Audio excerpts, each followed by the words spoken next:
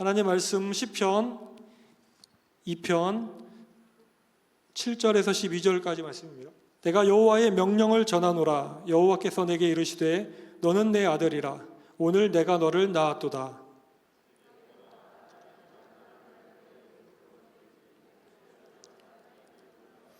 내가 철장으로 그들을 깨트리며 질그릇같이 부수리라 하시도다.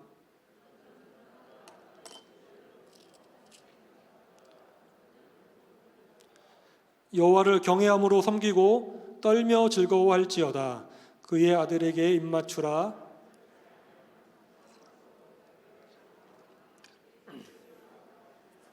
여호와께 피하는 모든 사람은 다 복이 있도다. 아멘.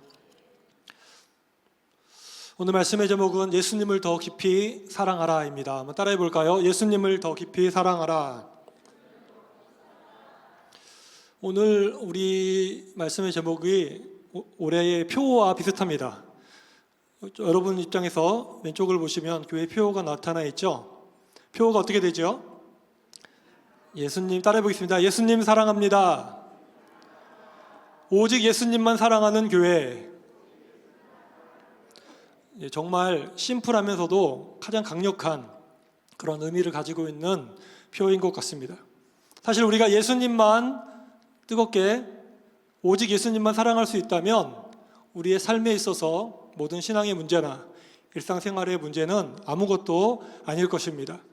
예수님 사랑하는 가운데 정말 주님께서 기뻐하는 것들을 우리가 행할 수가 있고, 또 예수님을 사랑하기 때문에 우리에게 닥치는 모든 문제 가운데서도 오히려 어려움이 있을수록 더욱 주님께 매어 달리고, 또 주님이 주시는 그 사랑과 능력으로 말미암아 우리의 모든 어려움들이 해결되리라 믿습니다. 2022년에는 오직 예수님만 뜨겁게 사랑하시는 저와 여러분 다 되시기를 주의 이름으로 간절히 축복합니다. 우리가 누군가를 사랑하려고 하면 몇 가지 조건이 있습니다. 첫째는 그 사람이 어떤 사람인지를 우리가 알아야겠죠. 우리가 알지도 못하면서 사랑할 수는 없는 것입니다.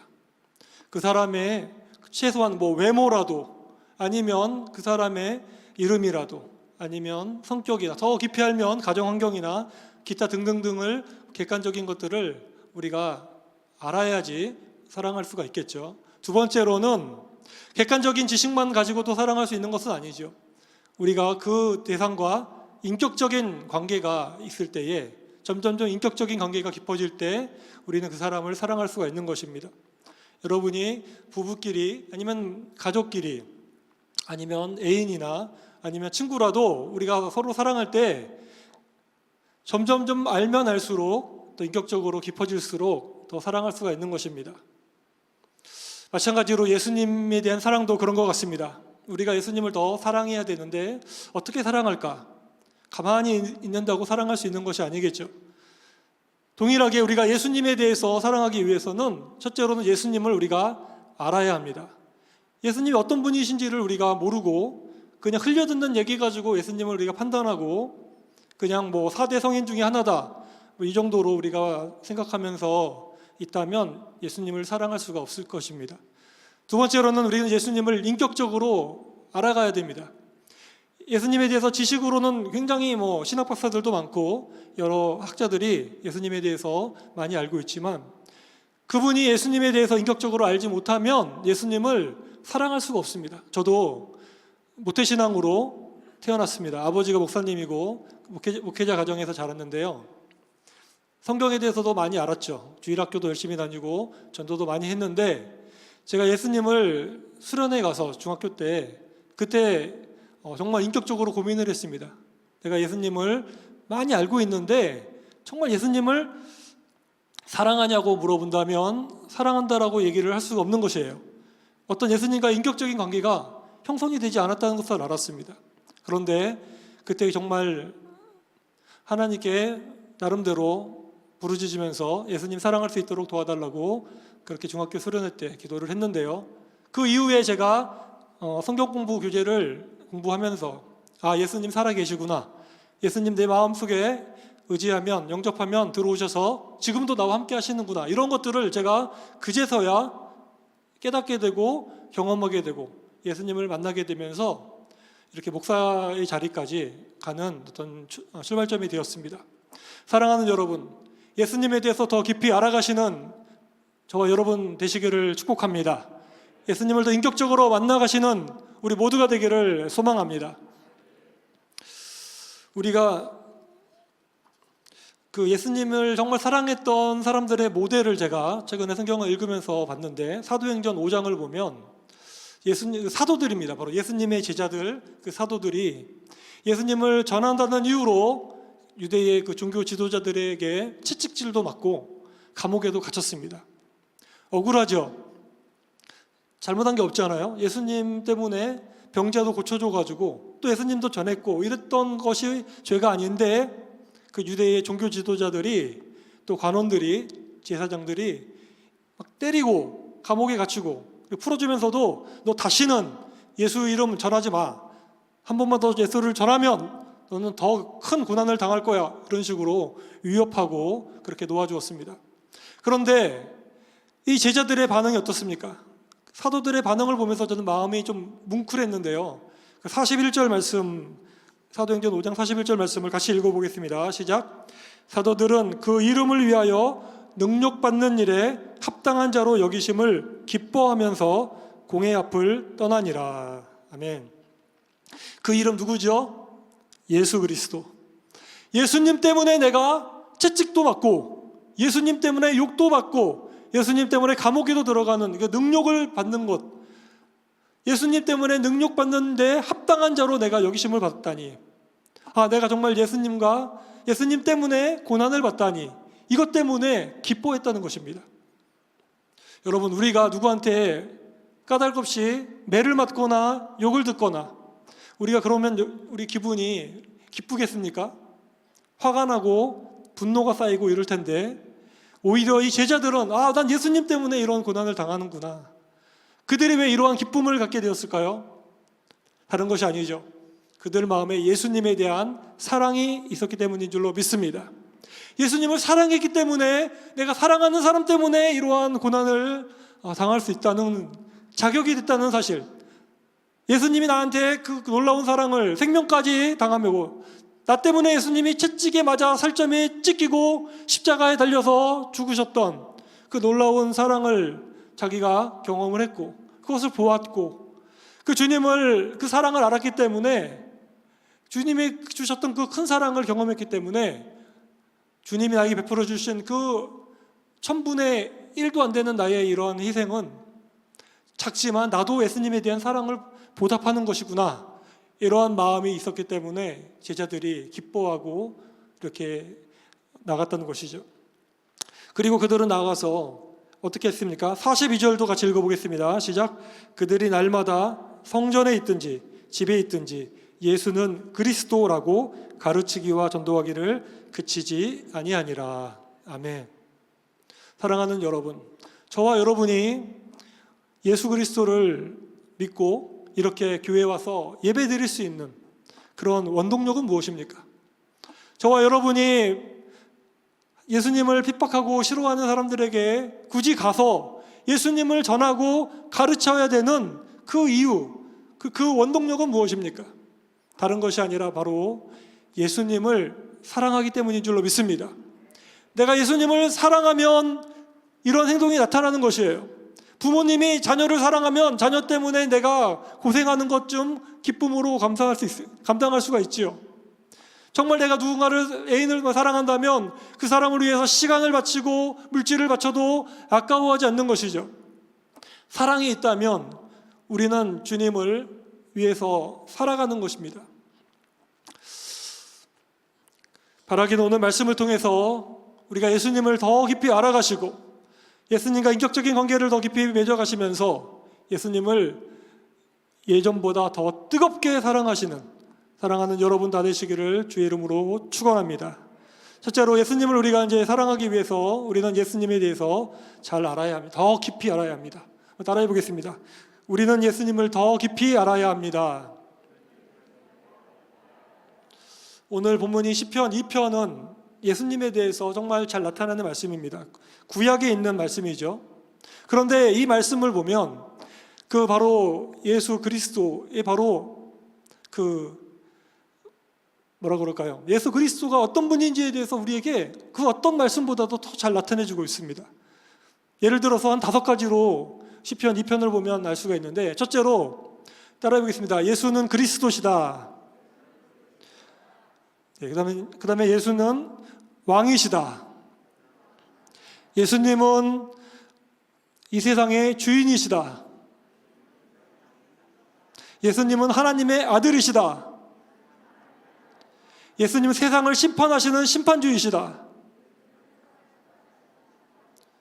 아멘. 이 말씀이 이 시편 2편 가운데 나타나 있습니다. 여러분 2절을 한번 보시기 바랍니다. 2절을 보시면 여호와와 그 기름 부음 받은 자를 대적했다라는 말씀이 나오는데요. 첫째로 우리가 예수님에 대해서 객관적으로 알기 위해서 첫째로 바로 예수님이 그리스도시다는 말씀이 2절에 나타납니다. 여기서 기름 부음 받은 자, 이 뜻이 바로 메시아입니다. 히브리 말로 메시아고 헬라 말로 그게 그리스도인데, 이 기름 부음을 받았다는 것이죠. 여기서 기름 부음 받았다는 이 메시아라는 표현은, 그리스도라는 표현은 특별한 표현입니다. 여러분, 예수 그리스도라 그러면 예수는 이름이죠. 저희들을 죄에서 구원할, 자기 백성을 죄에서 구원할 자이십니다라는 구원자라는 뜻이 예수라는 이름에 있고, 그리스도라는 것은 이름이 아니라 직분입니다. 누구 대통령 그러면 대통령이 그 직분인 것처럼 예수 그리스도 그러면 그리스도는 직분인데, 어떠한 직분입니까? 특별하게 사명을 받은 자라는 거예요. 구약에 보면 왕이나 선지자나 제사장 같은 자들은 특별히 기름을 부어서, 머리에 기름을 부어서 사명자로 삼았습니다. 그래서 그들을 통해서, 기름 부음 받은 자들을 통해서 하나님이 특별한 일들을 하시는데, 그런데 그 여러 가지 구원자들이 시대마다 있었어요. 예를 들어서 노아도 이 방주를 통해서 그 시대에 그 가족이 구원을 받았죠. 하지만 그 모든 구원자들은 하나의 모델입니다. 예수님이 바로 예수 그리스도, 그 그리스도라는 그 절대적인 어떠한 분을 나타내기 위해서 수많은 그 모형들이 있는데요. 예수님은 바로 인류를 구원하기 위한 그런 특별한 사명을 가진 분이시고, 또 구원한 백성들을 위해서 기도해 주시고, 지금도 하늘에서 중보해 주시고 계시는 특별한 분이시고, 또한 이 세상을 다스리고 계시는 그 특별한 사명을 가지고 계신 분이십니다. 특별히 예수님이 이제 기름 부음 받았을 때는 어떠한 그 물질적인 기름을 부음 받은 것이 아니에요. 예수님은 성령의 기름을 받았습니다. 누가복음 4장 18절 말씀을 같이 읽어보겠습니다. 시작. 주의 성령이 내게 임하셨으니 이는 가난한 자에게 복음을 전하게 하시려고 내게 기름을 부으시고. 아멘. 예수님은 성령의 기름을 받았어요. 성령으로 기름 부으심을 받으면서 하나님이 선택한 바로 그리스도라는 것을 만방에 보여주었습니다.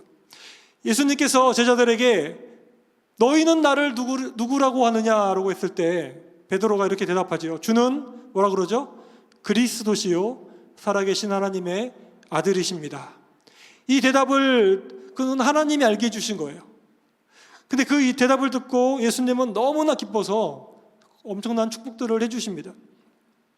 중요한 것은 그 예수 그리스도라는 그분은 온 인류 중에서 유일한 분이시라는 것입니다. 따라해 보겠습니다. 유일하신 그리스도.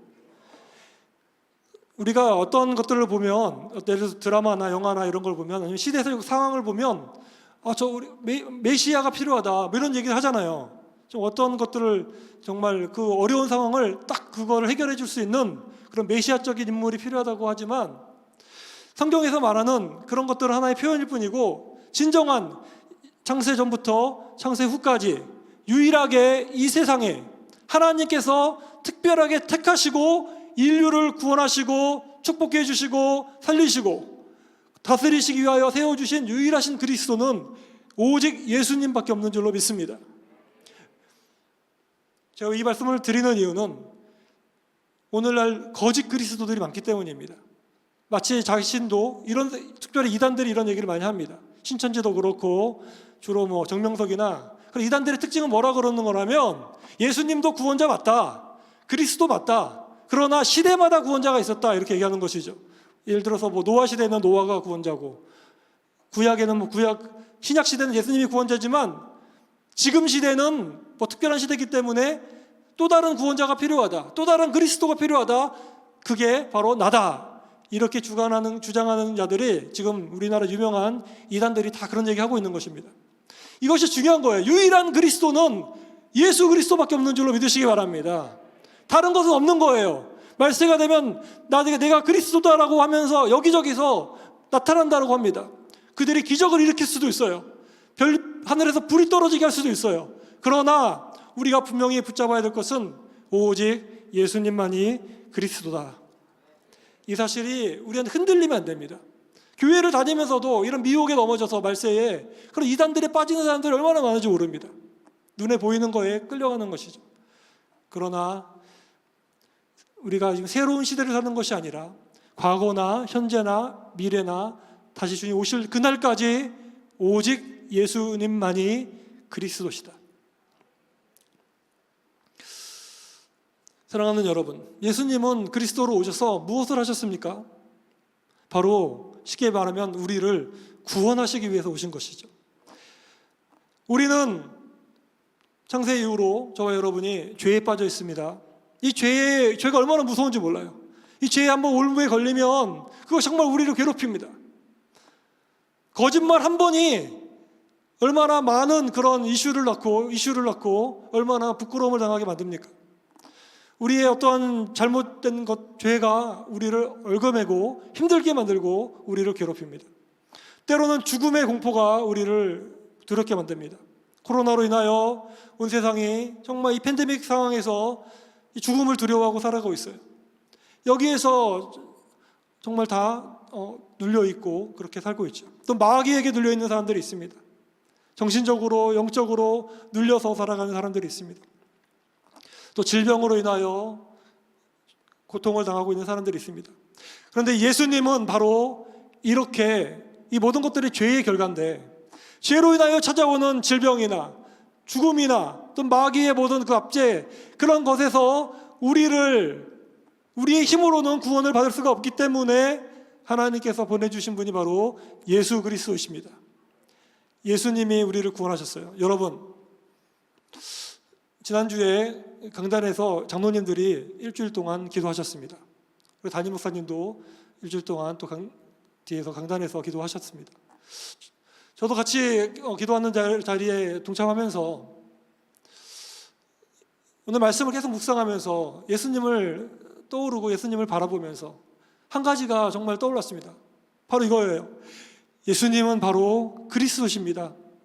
예수님은 구원자이십니다. 내가 가지고 있는 여러 가지 이런 문제들을 해결하실 수 있는 분은 오직 주님밖에 없습니다. 이것이 마음속에 정말 믿어지고 주님을 찾고 의지할 수 있는 시간이 되었는데요. 여러분도 한번 눈을 감고 곰곰이 생각해 보시기 바랍니다. 지금 여러분에게 닥쳐온 문제는 무엇입니까? 나의 힘으로는 해결할 수 없는 그 문제는 무엇입니까? 이 고난을 끊을 수 있는 방법은 무엇입니까? 여러분, 어디서도 나를 도울 수가 없지만 오직 하늘에 계시는 우리 주 예수님께서 여러분을 구원하시는 그리스도이심을 믿으시기 바랍니다. 눈을 뜨고 영적으로 주님을 바라보시기 바랍니다. 지금도 주님은 손을 내밀어서 우리를 잡아주기 원하십니다. 우리의 손을 내밀어 주님의 손을 잡으십시오. 주님, 나를 구원하여 주옵소서. 주님, 나를 구원하여 주옵소서. 이 질병으로부터 구원하여 주옵소서. 나의 죄로부터 나를 깨끗하게 하여 주옵소서. 죽음의 공포에서 나를 자유하게 하여 주시고 죽음이 두렵지 않고 천국 영생이 나에게 확실하게 매겨지는 믿음을 더하여 주시옵소서. 우리를 괴롭히는 마귀는 예수 이름으로 떠나갈지어다. 여러분, 담대하게 주님을 바라보시기 바랍니다. 그리스도이신 예수님은 이것을 위하여 오신 것입니다. 이 예배를 통하여 우리는 그리스도를 높일 때 주님은 여러분을 고쳐주실 것입니다. 이러한 놀라운 능력을 경험하시는, 우리가 예수님이 그리스도라는 사실 하나만 제대로 알아도 우리가 예수님을 피상적으로 아는 것과 얼마나 많은 차이가 나는지 모릅니다. 예수님을 오직 그리스도로 영접하는, 그런 사랑하는 성도님 다 되시기를 주의 이름으로 축원합니다. 두 번째로 예수님은 왕이십니다. 따라해 보겠습니다. 예수님은 왕이십니다. 오늘 본문을 보면 1절에서 3절까지 보면 이방 나라들, 또 세상의 그 왕들, 세상의 그 높은 사람들이 등장합니다. 근데 이 사람들이 하는 일이 있어요. 뭐냐면 같이 모여가지고 전략을 짜는 거예요. 무슨 전략입니까? 우리가 여호와 하나님과 기름 부은 자로부터 해방돼 보자. 자유를 누려보자. 우리의 맨 것을 끊고 우리 얽혀있는 것을 벗어버리자. 이 얘기는 무슨 얘기입니까? 우리가 우리 인생의 왕으로서 살자. 하나님을 왕으로 인정하는 삶은 피곤하다. 내가 하고 싶은 대로 살아가는 것이지 왜 하나님의 그 말씀을 순종해야 되고 왜 그렇게 복종해야 되냐, 이런 계략을 짠다는 것이에요. 그런 모습을 보면서 하나님은 뭐라 그러십니까? 기가 막혀서 하늘에서 웃으시면서 비웃으신다 말씀하십니다. 그리고 그들을 향해서 한 가지 말씀을 내리시는데 그것이 바로 6절 말씀입니다. 5절과 6절 말씀을 제가 읽겠습니다. 그때의 분을 바라며 진노하사 그들을 놀라게 하여 이르시기를. 6절 같이 읽겠습니다. 시작. 내가 나의 왕을 내 거룩한 산 시온에 세웠다 하시리로다. 아멘. 바로 여기서 예수님을 나타내는 것이죠. 시온, 저 예루살렘에 하나님께서 진정한 왕을 세웠다. 너희들이 아무리 너희들이 스스로 왕이 되려고 애쓰지만 그것들은 다 헛된 노력이다. 왜? 진정한 왕이 존재하기 때문에. 그분이 바로 예수 그리스도다. 주님께서는 말씀하는 것입니다. 사랑하는 여러분, 여러분의 왕은 누구십니까? 때때로 우리는 예수님을 왕으로 우리가 믿는다고 하면서도 예수님께 복종하기보다는 내가 하고 싶은 대로 살아갈 때가 많습니다. 그러나 우리가 예수님을 정말 진정한 왕이시구나. 세상에 지금도 미국의 대통령도 있고 우리나라도 대통령이 있고 세계의 여러 가지 그 높은 사람들, 그 힘쓰는 사람들이 많고 여기저기에서 부자들도 많고 권력자들도 많고, 하지만 그 사람들이 예수님을 왕으로 인정하지 아니하고 자기 스스로 그렇게 살아가려고 애쓴다면 하나님께서는 비웃으십니다. 그리고 하나님께서는 진정한 왕이신 예수님을 세워서 이 세상을 다스리실 줄로 믿습니다. 세 번째로 예수님은 하나님의 아들이십니다. 우리가 이제 베드로의 고백을 들었는데 이렇게 얘기하죠. 주는 그리스도시요 살아계신 하나님의 아들입니다. 여러분, 그리스도 안에 그 왕이라는 뜻도 들어있고 사실 여러 가지 좋은 뜻이 다 들어있습니다. 그런데 이 그리스도시요라고만 그치지 아니하고 베드로가 한 가지 더 표현하는 것이 바로 주님은 하나님의 누구라고요? 아들이십니다. 할렐루야. 예수님의 하나님의 아들이시라는 것은 너무나 중요한 표현입니다. 그리스도라는 것은 어떠한 인간적인 범위에서 적용되는 것이라면 하나님의 아들이라는 것은 예수님이 그냥 사람이 아니라 하나님이시라는 것을 나타내기 때문이에요. 오늘 본문 7절 말씀을 같이 읽겠습니다. 내가 여호와의 명령을 전하노라. 여호와께서 내게 이르시되 너는 내 아들이라. 오늘 내가 너를 낳았도다. 아멘. 이 말씀은 1차적으로는 예수님께 적용되는 것입니다. 오늘 내가 너를 낳았다라는 얘기는 뭐냐면 예수님이 하나님의 아들, 신성을 가진 분이라는 것을 인정하는 공적인 표현이라고 주석가들이 표현하고 있습니다. 예수님은 창세 전부터 하나님이셨어요. 저와 여러분은 인간이죠. 인간의 육체를 갖고 인간으로 태어나서 죽는 사람이지만 예수님은 보통 인간이 아니라 그냥 보통 사람들 중에 뛰어나신 분이 아니라 예수님은 원래 하나님이셨습니다. 이 세상을 창조하신 분이에요.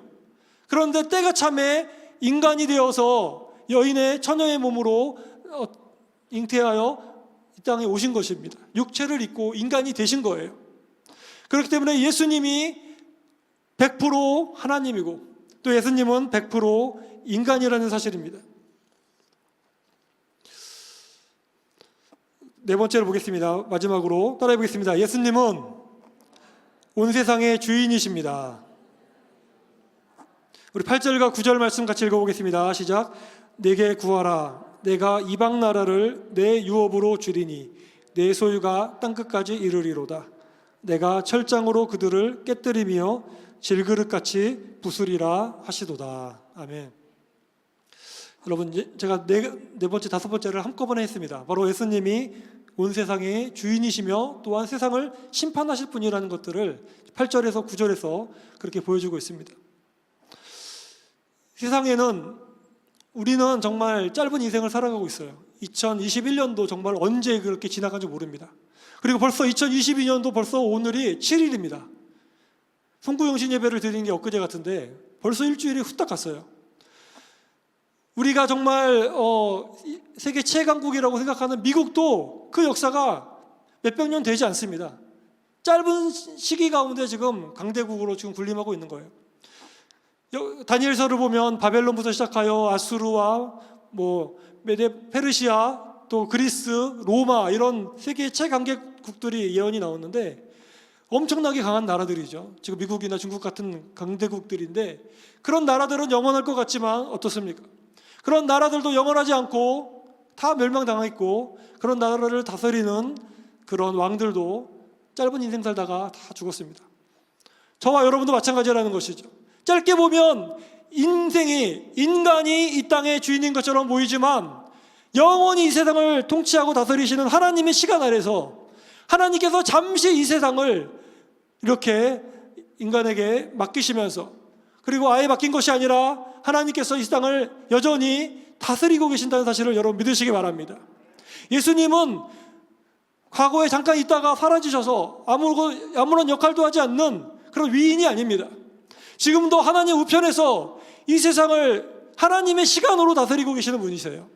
하나님의 계획 안에 진행되고 있는 거예요. 여러분 드라마를 보면 악인들이 막 잘 되는 것처럼 보이고 아슬아슬하게 막 그러잖아요. 주인공은 꼭 당하고 그러나 어떻게 됩니까? 마지막에는 해피엔딩으로 주로 끝나죠. 하나님의 시간이 그렇다는 거예요. 예수님은 이 세상을 다스리고 계시는 것입니다. 저와 여러분의 인생도 마찬가지입니다. 짧게 보면 고난이고 짧게 보면 힘들지만 여러분의 전 인생을 놓고 하나님은 보고 계시는 줄 믿으시기 바랍니다. 나의 태어나기 전부터 죽는 순간까지 우리는 하나님께서 이끌어 가시고 예수님이 우리를 주인으로 삼고 이끌어 가시는 존재인 줄로 믿으시기 바랍니다. 그리하여 우리가 돈을 주인으로 삼고 살아가는 사람은 허망한 것을 붙잡고 살아가는 것이에요. 돈도 다 날아갑니다. 권력 붙잡고 살아가는 사람도 허망한 것입니다. 권력도 다 바뀌지 않습니까? 그러나 예수님을 붙잡고 살아가는 저와 여러분은 심판의 날에 백보자 앞에서 당당하게 주님의 자녀라, 너는 내 사랑하는 아들이라, 너는 내 사랑하는 딸이라, 너는 나의 기뻐하는 자라, 예수님이 받으셨던 그 영광을 저와 여러분도 동일하게 주를 믿을 때에 같이 경험하게 될 줄로 믿습니다. 오늘 7절에서 9절까지 말씀을 보면 놀라운 메시아에 대한 말씀드리지만 사실은 예수님을 믿는 저와 여러분에게도 동일하게 주어진 약속들입니다. 7절에 보면 너는 내 아들이라 오늘날 너를 낳았도다라고 하셨는데 저와 여러분이 예수님을 믿을 때 하나님께서는 영접하는 자, 곧 그 이름을, 예수님의 이름을 믿는 자에게는 어떤 권세를 주셨죠? 하나님의 자녀가 되는 권세를 주셨다. 저와 여러분에게도 오늘날 내가 너를 낳았다, 그렇게 선포해 주시는 줄로 믿습니다. 8절 말씀을 다시 한번 읽어보겠습니다. 내게 구하라. 내가 이방 나라를 내 유업으로 주리니 내 소유가 땅끝까지 이르리로다. 아멘. 여러분, 이 말씀이 저를 오늘 이 설교를 하도록 만든 말씀입니다. 내게 구하라. 내가 열방을, 옛날에 열방이라고 그랬어요. 열방을 내게 기업으로 주리니 이방 나라를 주으리니. 여러분, 예수님 시대에도 예수님 믿는 사람들은 소수였습니다. 아브라함 시대도 다윗 시대도 하나님 믿는 사람들은 적은 숫자였어요. 지금도 마찬가지입니다. 절대 다수가 예수님을 믿는 것이 아닙니다. 그렇다고 해서 이 세상의 통치권이 그들에게 있는 걸까요? 물론 이 공중권세 잡은 자에게, 마귀에게 어느 정도 기간에 이 세상을 통치할 수 있는 권한을 주셨죠. 그렇기 때문에 세상 사람들이 그렇게 자기 마음대로 살아가는 것처럼 보입니다. 하지만 우리에게는 하나님이 계심을 믿습니다. 예수님이 계십니다. 구하라 그랬습니다. 구하라, 그리하면 이방 나라를 너에게 유업으로 주리라. 여러분, 이방 나라가 어떤 곳입니까? 영적으로 봤을 때 내가 가까이 할 수 없었던 곳, 하나님을 다 믿지 않고 하나님의 권위를 인정하지 않는 그러한, 어떻게 보면 우리의 영역이 아닌 그런 곳. 하지만 주님께서는 구하라, 그러면 너희에게 이방 나라를 유업으로 주리니 너의 소유가 땅끝까지 이르리로다. 이번에 2022년에 우리가 미국 기도 선교를 가게 되지요. 저는 이 미국 기도 선교를 생각하면서 이 말씀과 한번 생각을 해보게 되었습니다. 우리는 미국이라는 땅을 동경하고 또 좋아하기도 하고 그렇지만, 감히 우리가 어떻게 그 땅에 가서 그 교회들을 위해서, 그 하나님 나라를 위해서, 미국을 위해서 기도할 수 있는 거 말인가? 우리의 힘으로는 할 수 없는 그런 어떤 영역에 있었던 것이지만, 우리가 구하고 기도하니 하나님께서는 그 땅도 우리에게 유업으로 주시는 줄로 믿습니다. 미국뿐만 아닙니다. 여러분이 올해 작년까지 감히 도전하지 못했던 그런 부분을 우리가 기도할 때 하나님께서 여러분에게 유업으로 주실 줄로 믿습니다. 우리의 영적인 그런 땅이 확장되어 갈 줄로 믿습니다. 여러분 가족 중에서 여전히 이방 나라에 속해 있는 가족들이 있습니까? 구할 때에 그들이 주님께로 돌아오게 될 줄로 믿습니다. 하나님의 소유가 되게 될 줄로 믿습니다. 믿으시기 바랍니다. 구하시기 바랍니다. 이것이 우리에게 주어진 하나님의 약속의 말씀이고, 이 말씀은 1차적으로는 예수님께 주신 말씀이에요. 그러나 이 말씀은 동일하게 예수님을 믿는 저와 여러분에게 동일하게 주신 말씀입니다. 또한 9절을 보시면 내가 철장으로 그들을 깨트리며, 이 철장 권세, 철장이 뭐냐면 쇠지팡이입니다. 쇠지팡이로 질그릇을 부순다. 질그릇이라는 것은 흙으로 만든 그릇이죠. 여러분, 쇠지팡이로 흙으로 만든 그릇을 부수는 것은 일도 아니죠. 그 권세를 예수님께 주셨다는 거예요. 철장 권세가 예수님께 있는데, 요한계시록 2장 26절과 27절을 보면 그 권세가 바로 누구에게 주어졌다고 하는지 아십니까? 바로 저와 여러분에게도 주어졌다고 말씀하고 있습니다. 사랑하는 여러분, 우리가 예수님이 어떤 분이신지를 바르게 알 때, 예수님은 내가 알고 있었던 그 정도의 작은 분이 아니셨구나. 예수님은 정말로 놀라우신 분이시구나. 너무 존경스럽고 너무 위대하시고 또 너무 사랑하시고, 그렇게 위대하신 예수님이 심지어는 저와 여러분을 사랑하시기까지 하시고 자기 목숨을 우리를 위하여 희생제물로 드리기까지 사랑하셨다니, 그 예수님을 알수록 우리는 그분을 사랑할 수밖에 없는 줄로 믿습니다. 예수님을 올 한 해 더 깊이 알아가셔서 예수님 사랑에 듬뿍 빠져들어가시는 우리 모두가 되기를 주의 이름으로 축원합니다. 두 번째로, 우리가 예수님을 더 사랑하기 위해서는 예수님과의 인격적인 관계가 깊어져야 하는 것이죠. 그러기 위해서는 몇 가지 방법들이 나오는데, 첫째로는 우리가 예수님과 인격적으로 깊어지기 위해서 따라해 보겠습니다. 예수님을 전해야 합니다. 전도해야 합니다. 오늘 10절을 보시면 이렇게 말씀합니다. 그런즉 군왕들아, 너희는 지혜를 얻으며 세상의 재판관들아, 너희는 교훈을 받을지어다. 여러분, 앞에서 이 세상의 그 군왕들이나 재판관들은 하나님 믿지 않는 이방 나라 그런 사람들이었습니다. 대적자들이었죠. 그러나 뭐라 그럽니까? 너희는 이 군왕들에게, 재판관들에게 지혜를 들으라. 이 진리를 들으라. 예수 그리스도에 대해서 들으라. 그렇게 말씀하고 있는 줄로 믿습니다. 저와 여러분이 정말 예수님 알기 위해서 우리는 전도해야 됩니다. 작은 노력일지라도 예수님을 믿으세요라고 우리가 고백하고, 예수님을 믿고 천국에 가시기 바랍니다라고 우리가 작은 정성이라도 주님을 전할 때, 주님께서는 자기를 고백하는 자, 인정하는 자를 기뻐하실 줄로 믿습니다. 주님은 그러한 여러분과 동행하십니다. 사도행전을 보면 전도할 때에 성령께서 늘 충만하게 역사하여 주셨습니다. 전도하시는 여러분 되시기 바랍니다. 두 번째로, 우리가 예수님을 인격적으로 알아가기 위해서는 예배자가 되어야 됩니다. 따라해 보겠습니다. 참된 예배자가 되어야 합니다. 11절 말씀을 같이 읽어보겠습니다. 시작. 여호와를 경외함으로 섬기고 떨며 즐거워할지어다. 아멘. 여기 보십시오. 군왕들에게 전한 얘기가 이거예요.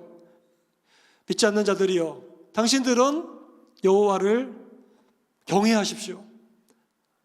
경외하라는 것은 두려워한다는 것이죠. 하나님을 두려워하십시오. 그리고 하나님을 섬기십시오. 그리고 하나님 앞에 떨고 하나님을 또한 즐거워하십시오. 저는 이 본문에서 예배자의 마음을 보았습니다. 우리가 예배자로 나왔을 때 우리 어떤 마음으로 나와야 됩니까? 하나님을 경외하는 마음입니다. 하나님을 높이는 마음입니다. 하나님을 섬기는 마음입니다. 그 앞에서 우리가 우리 죄로 인하여 떨기도 하고 여러 가지로 우리가 눈물도 흘리는 그런 마음이죠. 그러면서도 동시에 즐거워하는 마음입니다. 그 하나님이 나의 힘이 되신다니 얼마나 즐거운가. 나의 발을 사슴 같게 하사 나로 높은 곳에 다니게 하시는구나. 내가 사망의 음침한 골짜기를 다닐지라도 해를 두려워하지 않는 것은 주께서 나와 함께 하심이구나. 주께서 주의 지팡이와 막대기가 나를 안위하시는구나. 우리가 주님을 알수록 우리는 즐거워하게 되는 것입니다. 이것이 우리가 예배자의 마음이고, 이 예배를 통해서 하나님은 저와 여러분을 만나주십니다. 하나님이 어떠한 분이신지를 보여주십니다. 찬양하고 주님을 높일 때 주님이 나타나 주십니다. 기도할 때 주님이 우리에게 말씀으로 응답해 주십니다. 여러분의 상한 마음을 고쳐주십니다. 예배 가운데 질병도 치료될 줄로 믿습니다. 마귀는 떠날 줄로 믿습니다. 하나님의 능력이 우리에게 임하게 될 줄로 믿습니다. 마지막으로 우리는 예수님께 사랑을 고백함으로 예수님과의 인격적인 관계가 깊어질 수 있습니다. 12절 말씀을 같이 읽어보겠습니다. 그의 아들에게 입맞추라. 그렇지 아니하면 진노하심으로 너희가 길에서 망하리니 그의 진노가 급하심이라. 여호와께 피하는 모든 사람은 다 복이 있도다. 아멘. 아들이라고 했죠. 그의 아들, 하나님의 아들, 바로 메시아 예수 그리스도를 나타내는 것이죠. 어떻게 하라 그럽니까? 예수님께 입맞추라. 입맞추는 것은 무엇입니까? 사랑을 표현하는 것입니다. 그분을 높이는 것이죠. 미운 사람에게 입맞추는 사람이 어디 있습니까? 하나님의 아들이신 예수님께 그를 사랑하는 마음으로 입을 맞추며 그분을 높이며 그분에게 사랑을 표현하려는 것입니다. 이것이 굉장히 중요한 것 같습니다. 여러분, 우리가 하나님을 서로 사람과의 관계에 있어서도 그렇죠. 주로 남자들이 그렇죠. 아내에게 사랑한다는 얘기를 많이 못하고 표현을 잘 안 하죠. 그러면서도 뭐 알겠지 이렇게 사는 경우가 많습니다. 오늘날은 좀 많이 젊은 사람들은 많이 바뀌었는데 아무래도 그런 것들이 있습니다. 그런데 사랑하지 않는다 그러면, 사랑한다라고 표현을 안 하면 모르는 것입니다. 정말 모르는 거예요. 우리의 말로써 표현해야 됩니다. 고백도 해야 됩니다. 때로는 어떠한 행동도 해야 되고요. 어떠한 선물도 줄 수 있습니다. 그렇게 사랑을 표현할 때 그것을 받는 사람은 그 마음을 확실하게 알게 되는 것이고 기뻐하게 되는 것이죠. 예수님도 마찬가지입니다. 물론 예수님은 여러분이 예수님을 사랑하는지 안 사랑하는지 알고 계십니다. 그러나 예수님은 우리가 그 사랑을 주님께 표현할 때 그 사랑을 더 기쁘게 받아주시는 줄로 믿습니다. 예수님께서 부활하신 후에 시몬 베드로에게 나타나셨죠. 베드로는 3번이나 예수님을 부인하고 침체된 그런 마음으로 고기잡이하고 있었습니다. 근데 예수님은 그 베드로에게 가서 무엇을 듣기를 원하십니까? 너가 다른 사람들보다 나를 더 사랑하느냐. 굳이 예수님이 거기까지 가서 그 얘기를 듣기를 원하십니다. 한 번도 아니고 3번이나 물어보십니다. 3번 얘기하면서 사랑을 베드로는 표현하고 그 사랑은 주님을 받으시고 주님은 그를 회복시키시고 주님의 사명을 다시 맡기심으로 초대교회의 기둥 같은 지도자로 삼아주신 줄로 믿습니다. 사랑하는 여러분, 저와 여러분이 예수님을 더 깊이 사랑하고 더 인격적인 관계가 되기를 원한다면 여러분의 입을 열어서 예수님 사랑합니다 라고 고백하시기 바랍니다. 내가 예수님 정말 사랑합니다. 쑥스러워요. 말 안 해도 아시죠? 이러지 마시고 사랑한다는 표현을 하시기 바랍니다. 주님께 나의 때로는 감동을 주시면 헌신도 하시기 바랍니다. 사랑을 표현하는 물질도 드리시기 바랍니다. 주님이 기뻐하시는 것을 찾아서 거기에 대해서 여러분이 응답하시기 바랍니다. 그러면 주님께서는 그것을 기쁘게 받아주시고 주님께서 그 사랑과 저와 예수님과 여러분과 예수님과 그 관계를 더 깊게 만들어 주실 줄로 믿습니다. 한 가지가 더 있었네요. 바로 예수님께 따라해보겠습니다. 기도함으로 인격적인 관계가 깊어질 수 있습니다. 앞에서 말했듯이 우리 8절에서 말했죠. 구하라 그러면 이방 나라를 내게 유업으로 주리니 내 소유가 땅끝까지 이르리라고 말씀하고 계시는데요. 여러분, 기도는 너무나 중요한 것입니다. 여러분, 예수님을 생각해 보세요. 예수님은 기도하실 필요가 없는 유일한 분이시죠. 그러나 예수님은 틈이 나면 기도했습니다. 틈이 나는 대로 기도하시고 십자가를 앞두고도 겟세마네에서 피땀 흘리시면서 기도하시고, 저 이방 나라를 주님께서는 다 점령하셔야 되는데 그냥 주님의 능력으로도 할 수 있지만, 천군천사 보내서 그냥 싹쓸이 할 수도 있지만, 주님은 기도를 통해서 구하라고 했으니까 주님은 구하면서 하나님 나라가 확장되기를 그렇게 사셨던 것입니다. 저와 여러분도 마찬가지입니다. 기도하는 것은 하나님께서 저희에게 주신 특별한 사명이면서 특별한 축복입니다. 예수님 모습을 닮아가는 것입니다. 주님도 기도를 통하여 하나님 나라를 확장해 갔듯이 저와 여러분도 기도를 통하여 주님의 나라를 확장시켜 갈 수가 있기 때문인 것입니다. 아까 읽으려다가 말았던 계시록 2장 26절과 27절 말씀을 한번 같이 읽어보겠습니다. 시작. 이기는 자와 끝까지 내 일을 지키는 그에게 만국을 다스리는 권세를 주리니 그가 철장을 가지고 그들을 다스려 질그릇 깨뜨리는 것 같이 하리라. 나도 내 아버지께 받은 것이 그러하니라. 아멘. 여러분, 예수님도 하나님 아버지께 인간으로 이 땅에 오셨을 때 기도함으로 그 능력을 받아서 철장 권세를 가지고 질그릇 같은 마귀들을, 대적들을 깨뜨리셨습니다. 그런데 뭐라고 그러십니까? 너희도 내게 구하면 내가 그 권세를 내가 아버지께 받은 것처럼 내가 너희에게 주리라. 철장 권세를 너희에게 주리라. 쇠지팡이를 너희에게 주리라. 그 권세를 가지고 나가서 우리를 대적하는 장애물들을 부수도록 해라. 마귀를 물리치도록 해라. 주의 나라를 확장시키도록 해라. 이것이 저에게 주신 기도의 축복이고, 이것을 통해서 인격적으로 우리가 주님을 더 깊이 알아가게 되고 결국은 우리가 주님을 더 사랑하게 된 줄로 믿습니다. 사랑하는 여러분, 이제 2022년이 시작돼서 일주일이 지나가고 있습니다. 어죽 특훈이라는 특별한 우리가 기도를 통하여 주님을 더 알기를 원하고 예수님을 더 사랑하기 원하고 오직 예수님만 사랑하는 교회가 되기를 원하고 있습니다. 우리가 오직 예수님만 사랑하는 2022년이 되기를 소망합니다. 예수님을 더 깊이 알아가십시오. 예수님과의 인격적인 교제를 더 깊이 하십시오. 그것이 우리를 예수님을 더 사랑하는 길로 만들어 주실 것입니다. 그런 하나님의 사랑 안에 거하시는 우리 모든 성도님들 되시기를 주님의 이름으로 축원합니다.